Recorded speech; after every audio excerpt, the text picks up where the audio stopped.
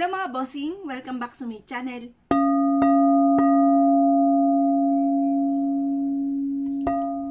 Kayo po ba mga bossing ko ay isa sa mga nakakaranas ng parang kahit anong gawin ninyong kayod ay parang sa wala't wala? Yung ba tipo na napapagod ka na, ang aga-aga mong gumigising, tapos gabing-gabi ka pa na natutulog, parang konti na lang tinutulog ninyo, pero parang lubog pa rin sa pagkakautang, ang dami pa rin po mga problema, lalo na sa pera, hindi mabili ang mga pangangailangan, or kaya yung mga gamot, mga ganun mga bossing. Ngayon po mga bossing, ako po may tuturo sa inyo.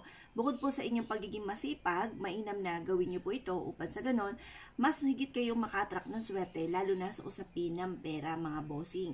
Ngayon po mga bossing, kailangan lang po natin ng isang malinis sa tubig, kagaya po nito mga bossing. Isang malinis sa tubig. Tapos, kailangan din po natin mga bossing ko ng asin. Yan. Ngayon po mga bossing, maglalagay po tayo ng asin, depende sa dami ng asin ninyo. Kung marami kayong asin, dami-damihan nyo na mga bossing. Yan.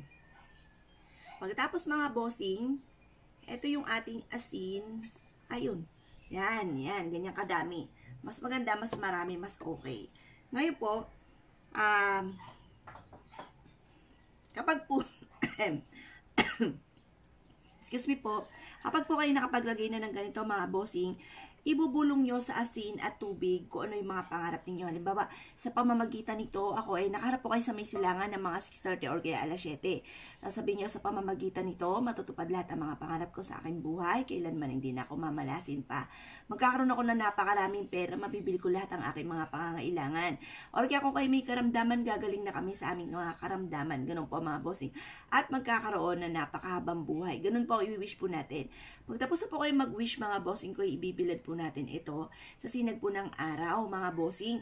Kasi ito po i-energize po natin para mas maging powerful po siya, para masigit po siya na maswerte. Ibilad po natin ito sa sinag ng araw sa umaga mga bossing hanggang alas 8 po ng umaga.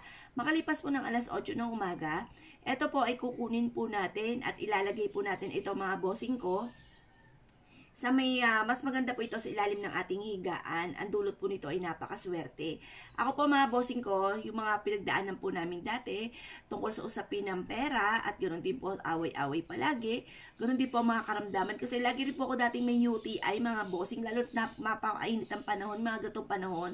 Hirap po ako umihi. Tapos, ako po mga bossing ko ay, bagay busog na sa pag-inom ng mga buko, yung mga ganyan mga bossing. Tapos paulit-ulit lamang po yung mga ganon mga bossing. Ngayon po mga bossing, ang ginawa ko po bukod po sa ako po yung nag-iingat talaga, kagaya nito fresh na, binuksan ko yung bitana po namin, fresh na hangin, hindi yung laging aircon mga bossing.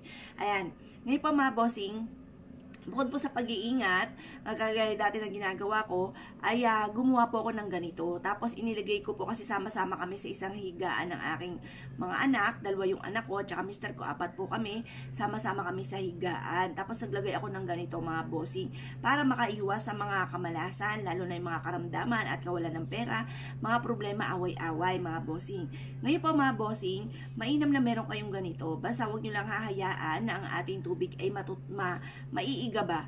Yung bang matutuyo siya dito mga bossing. Kapag napasin nyo umuunti na, tas parang marami ng mga ali-alikabok, hugasan nyo lamang po ito, linisan nyo po muli at gumawa ulit kayo ng panibago. Huwag nyo hayaan na matutuyo po yung ating tubig mga bossing, lalo na sa panahon po ngayon.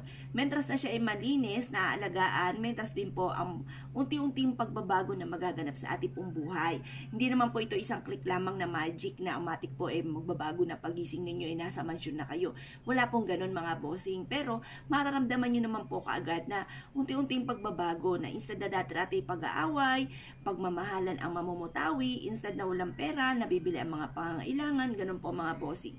Ngayon po mga bossing, kung kayo po naniniwala at naisip po itong gawin, ay huwag na po kayo magpatumpik-tumpik pa. Subukan nyo na po ito at proven po ito na maswerte. Kaya kung kayo po naniniwala mga bossing, good luck po sa ipo lahat.